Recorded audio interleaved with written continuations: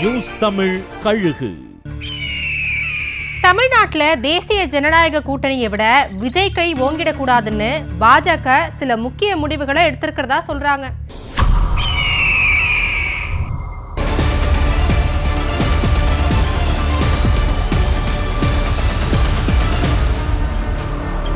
தமிழ்நாட்டுல தேசிய ஜனநாயக கூட்டணியிலிருந்து பிரிஞ்சு போனவங்களை ஒன்னு சேர்க்கறதுல நயினார் ஆர்வம் காட்டாத நிலையில அண்ணாமலைய பாஜக மேலிடம் களமிறக்கி இருக்கிறதா சொல்றாங்க. செங்கோட்டையின் மாதிரியான முக்கியமானவங்க அடுத்தடுத்து தாவேக்கவலை இணையிற சூழல்ல தமிழ்நாட்டு அரசியல் சூடு பிடிச்சிருக்கிறதா நினைக்கிற பாஜக மேலிடம் தேசிய ஜனநாயக கூட்டணி தமிழ்நாட்டில பின்தங்குதோன்னு யோசிக்குதான். இதுக்காகவே ஓபிஎஸ் தினகரன் மறுபடியும் கூட்டணிக்குள்ள கொண்டு வர்ற பொறுப்பை அண்ணாமலை கிட்ட ஒப்படைச்சிருக்கிறதா சொல்றாங்க.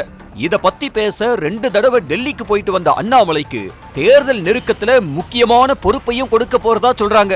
அண்ணாமலை டெல்லியில பாஜக தலைவர்களை சந்திச்ச 9ஆம் தேதி சென்னையில RSS தலைவர் மோகன் பகவத்தை நயினார் நாகேந்திரன் சந்திச்சு பேசியிருக்காரு.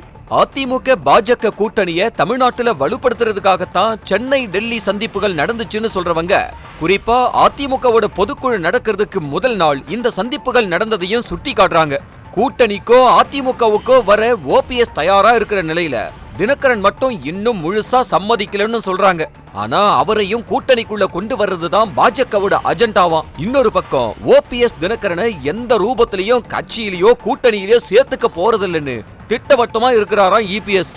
ஆனா அதிமுக ஒருங்கிணைப்புல பாஜக தீவிரம் காட்டுறதா சொல்றவங்க அடுத்து அமித்ஷா சென்னைக்கு வரும்போது ஒருங்கிணைப்பு சாத்தியமாகும்னு பேசிக்கிறாங்க.